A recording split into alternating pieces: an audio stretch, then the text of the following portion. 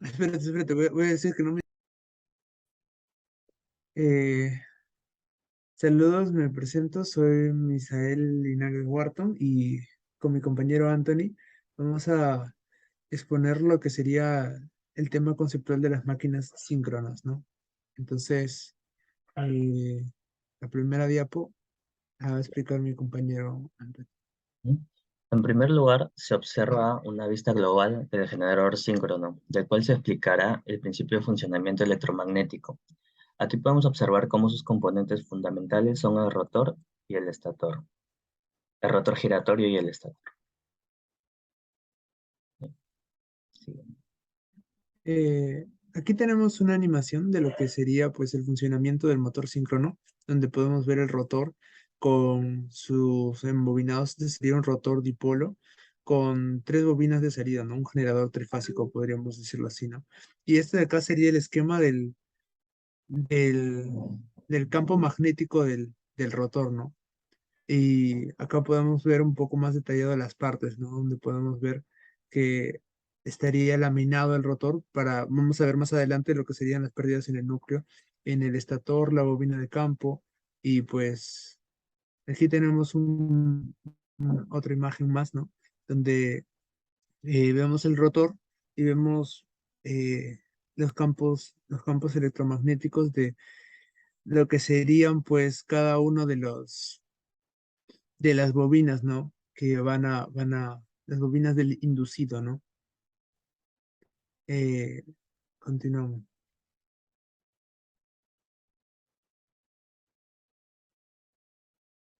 Bien, ahora se puede observar el estator en la imagen. Este tiene devanados trifásicos posicionados con un desfase de 120 grados. Su uso explica el principio de funcionamiento electromagnético, ya que los campos electromagnéticos giratorios del rotor interactúan con los con los devanados del estator, produciéndose así voltaje trifásico en los terminales del generador. Como se observa en la imagen, en la primera imagen, son voltajes alternos sinusoidales, desfasados 120 grados, gracias al desfase de los bobinados del estator. Siguiente. Aquí, ahora vamos a pasar a explicar un poco lo que serían las pérdidas en el núcleo y digamos cómo es el flujo de potencia, ¿no? Tenemos primero la potencia de entrada, que sería una potencia mecánica, para tener una carga eléctrica, ¿no? A la salida, en caso de un generador. Vamos a ver que para el tema de un motor esto se invierte. Pero vamos a tener pérdidas misceláneas, pérdidas por fricción, pérdidas en el núcleo y pérdidas en el cobre. Nosotros nos vamos a enfocar un poco en lo que serían las pérdidas en el núcleo del rotor, ¿no?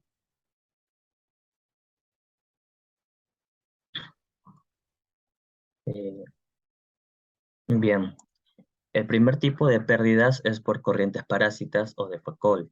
Estas corrientes son generadas en el núcleo del hierro del estator, debido al campo magnético variable que lo atraviesa, como se puede observar en la figura. Esto genera calentamiento y por tanto pérdidas de energía en el generador.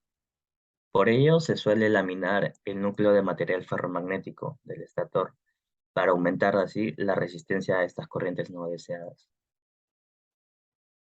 Siguiente. Aquí tenemos un poco más del gráfico de densidad de campo magnético y de intensidad de campo magnético, donde se puede apreciar un poco más lo que sería el fenómeno de histéresis, que también significa una pérdida dentro del núcleo, ¿no? Donde el área que está dentro de la curva envolvente es sinónimo de la pérdida por ciclo de giro del motor, ¿no? Del generador.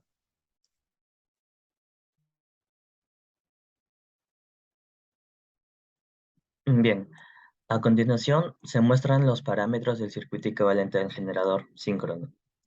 En primer lugar, tenemos la corriente de campo del circuito de rotor, la cual es la corriente suministrada a este para variar la intensidad del flujo magnético y por lo tanto controlar la tensión inducida en el estator.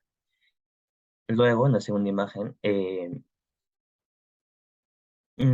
se puede observar el circuito equivalente del estator, en el cual tenemos una reactancia síncrona equivalente, que vendría a ser la reactancia equivalente de los bobinados del estator desfasado 120 grados. Esta reactancia síncrona se puede hallar mediante ensayos de vacío y cortocircuito del generador.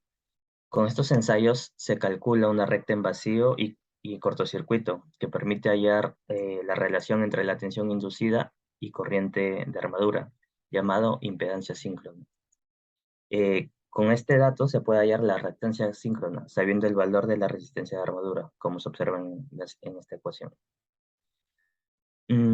Por último, tenemos la resistencia equivalente de armadura, el cual es la resistencia por fase de los bobinados del estator. Es decir, cada bobinado desfasado del estator tiene esta resistencia de armadura. Sí. Aquí dentro de una de las aplicaciones tenemos lo que sería para el motor, para el motor síncrono, sería pues como podemos ver en el video, su uso como condensador, que se puede usar para corregir el factor de potencia para una carga trifásica. Esto se logra variando la intensidad en el campo, ¿no? Variando la intensidad de campo para, para el rotor, ¿no? La intensidad de corriente de campo. Y conforme se va variando la intensidad de corriente de campo, entonces el factor de potencia del motor va variando hasta que empieza a estar en un factor de potencia o en adelanto o en atraso, ¿no? Para lo cual se usan en aplicaciones de condensador como lo podemos ver acá, ¿no? Y acá el diagrama Fourier que explica cómo es su comportamiento.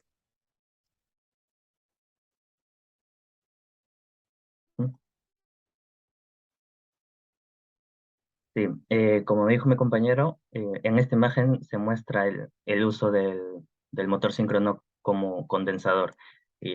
Además esto sucede cuando el motor funciona sin carga mecánica y con mucha corriente de arranque, es decir, con una corriente de excitación suficientemente alta, el cual permite que este condensador sirva para corregir el factor de potencia, es decir, reducir la energía reactiva. Aquí tenemos otra aplicación de de esta máquina síncrona, que pues sería para lo que sería completamente una excitatriz, ¿no? Una excitatriz para un generador de voltaje, bueno, en una planta hidroeléctrica y demás, ¿no? En esta primera imagen podemos observar digamos, por decirlo así, la máquina interna de esta excitatriz, donde se pueden apreciar tres rotores o tres máquinas síncronas, ¿no? Tres generadores. Este es un generador tipo PMG.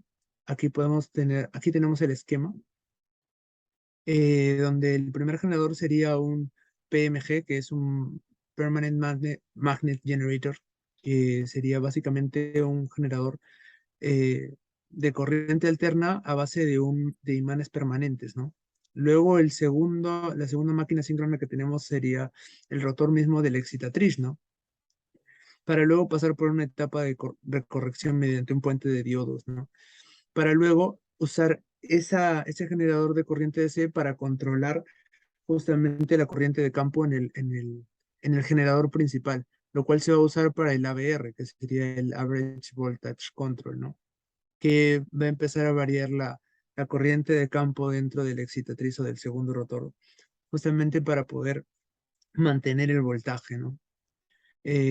Hay otros tipos de fuentes, no solo el de Permanent Magnet Generator, sino también el de la fuente excitatriz e autoexcitación también. Aquí podemos ver un poco de lo que sería el alternador principal y la excitatriz, ¿no? Dicho sea de paso, también señalar que estos de acá utilizan diodos de contacto, ¿no? Diodos le dicen flyback porque están al aire, ¿no? Rotativos, diodos rotativos. Y bueno, eso sería todo. Muchas gracias. Muchas gracias.